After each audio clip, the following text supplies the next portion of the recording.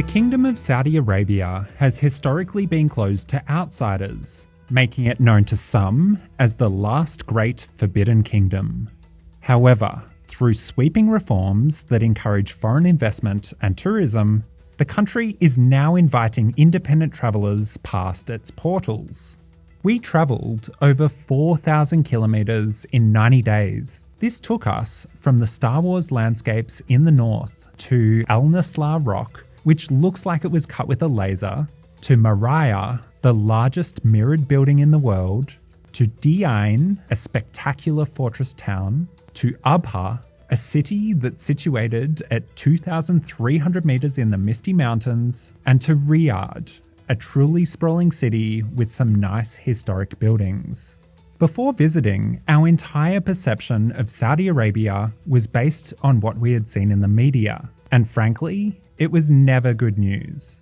We were actually quite nervous about crossing the border. What would the Saudi people think of us? All of our worries and concerns were shattered in a matter of days, because it turned out that Saudi Arabia was home to the warmest, kindest, most hospitable people you'll ever meet. They are over the top hospitable. Every single day, people invited us to stay with them and eat with them. People gave us tours of their towns and showered us with far too many gifts. We honestly couldn't believe the privilege we were afforded. We felt like foreign dignitaries wherever we went. Beautiful. Yes. Beautiful. Sit down. This is like our hospitality. This is coffee, Saudi Arabia. Perfect. We love the coffee here. Shukran. The difference between our perception of Saudi people and the reality just goes to show that you cannot judge the citizens of a country based on the actions of a government. I need to also stress that our impressions of Saudi Arabia are not government sponsored. We were 100% free to travel wherever we liked and talk to anyone along the way. Another surprising thing was that the Saudis were shockingly open people, considering their religious conservatism. Men were always highly respectful of Laura, they addressed her directly, shook her hand, and invited her to join activities with the men, which is highly unusual in their culture. Laura and I were almost always treated equally. We met 4 solo woman travellers on our journey who each told us they felt warm and welcome in the country, albeit with a few awkward interactions along the way. Is it okay to shake a woman traveller's hand? Can you invite them into your house for tea? Saudi society has historically been segregated between the sexes, and it still largely is, although this seems to be changing. In recent years, women have been able to live independently, travel by themselves, drive cars, and work at night. Yes, these should all be basic rights, but they are also big steps forward in such a conservative culture, and indicative of a hopeful future to come.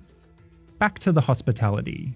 Every single day, we were invited to stay in people's homes. Actually, you don't technically stay in their homes, as that's strictly for the family members. Instead, you stay in a special part of the house called a majlis. This is a sitting room with low couches and lots of pillows, and some had space for 60 guests. A majlis is often lavishly decorated, full of sweets, and if you're lucky, it's littered with historic artifacts. Wow. Beautiful.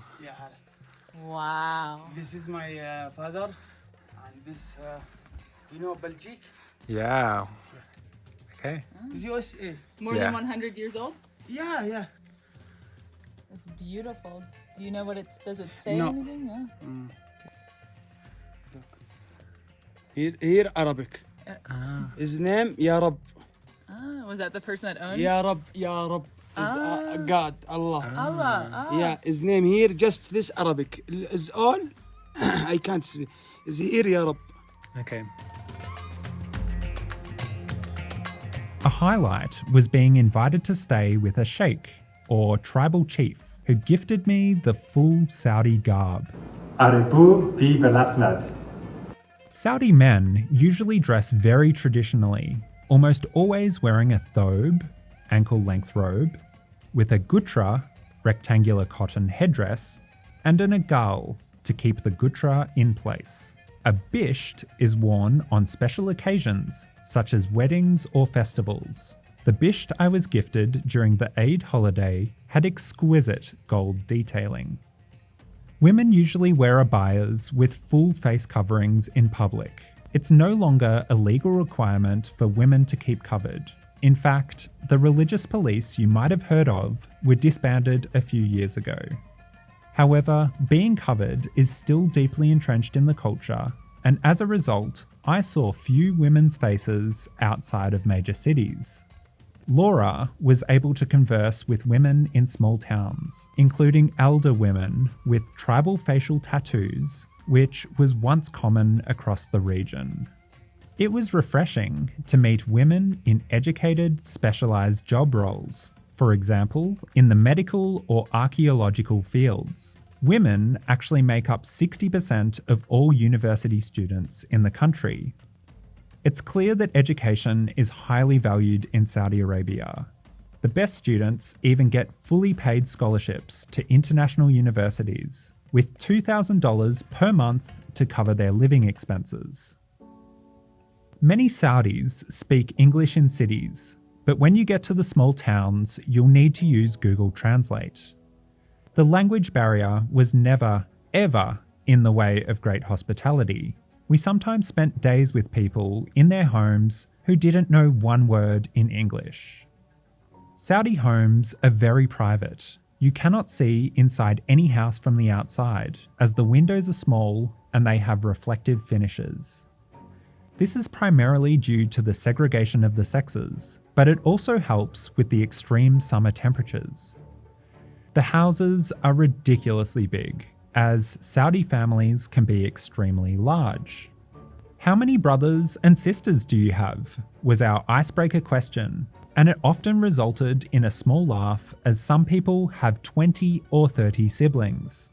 The only way to practically make this happen is for men to marry multiple women. We were told that marriages are usually arranged by the families, and that men can legally marry 4 women, although that's less common these days. A refreshing thing is that Saudi culture does not revolve around alcohol for social events. In fact, alcohol is illegal in the country. Instead, Saudis are obsessed with socializing over tea, coffee, sweets, and sometimes shisha.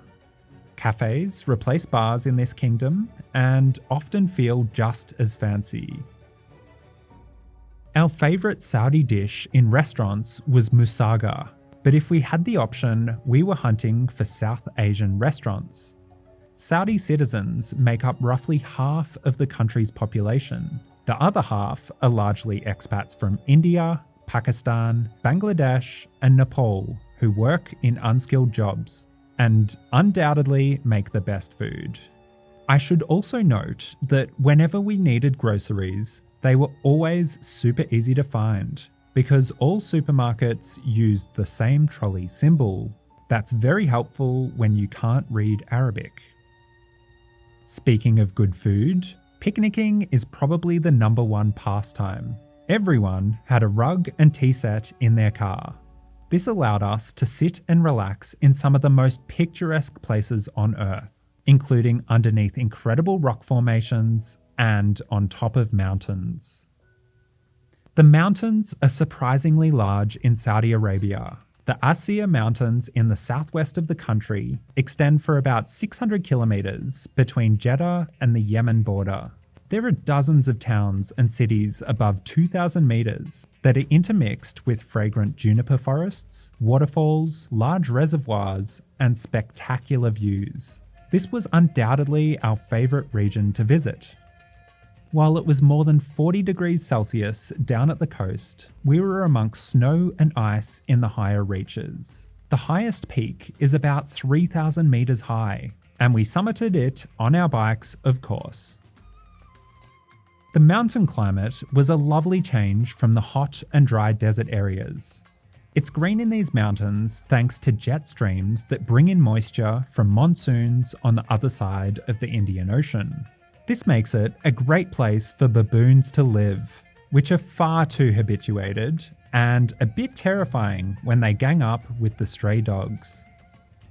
The empty quarter is the largest area covered by sand on the planet.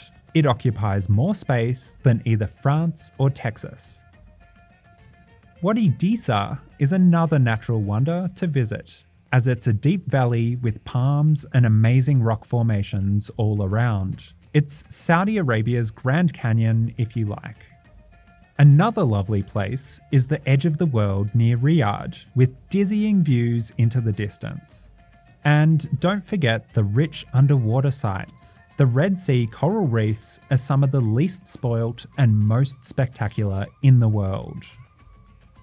In terms of historic sites, they are everywhere. The architecture changes significantly between historically tribal regions, with unique design features baked into every building.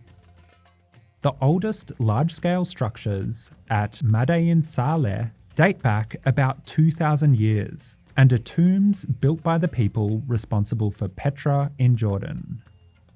Najran, on the border of Yemen, has some truly incredible examples of mud brick fortresses from more recent times.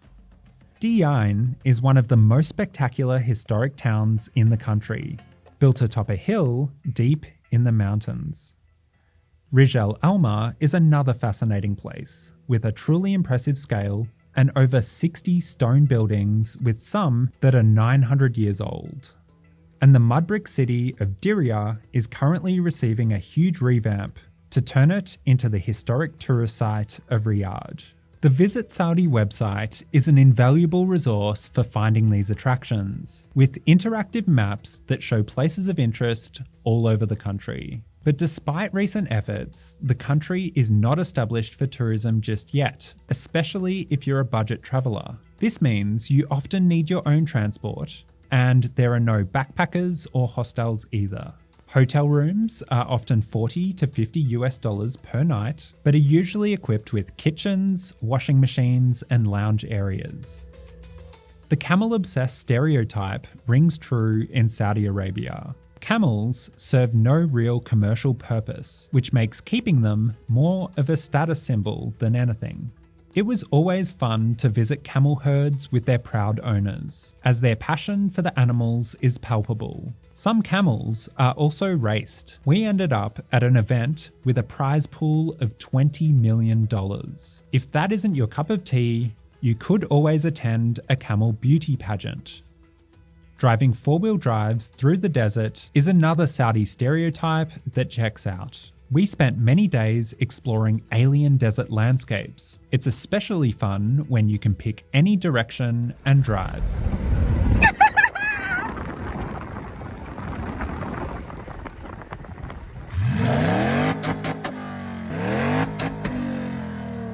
We also loved the graphics that are commonplace on the sides of four-wheel drives. This is an 80s and 90s trend that never went out of fashion here. In terms of cycling, well, Saudi Arabia is a big old place. It's the 12th largest country by land area. Our favourite sections of our trip were the 700 kilometres from Hakel to Alula, as the desert landscapes are just so spectacular, and the 600 kilometre section from Misan to Abha, as the mountain landscapes offer such magnificent views. Like any country we've visited, the mountain people were especially friendly. Given the hot climate, we appreciated that free drinking water was found absolutely everywhere, often in machines on the side of the road. The cities were truly horrible places to cycle across, as the traffic moves quickly, the roads are wide, and there is zero cycling infrastructure. We often had to cross 6 or more lanes of traffic, which felt death-defying at times. We felt very safe otherwise, and the country is very low for petty crime. I can't say nothing will happen to you, but I suspect Saudi Arabia is safer than where you're coming from.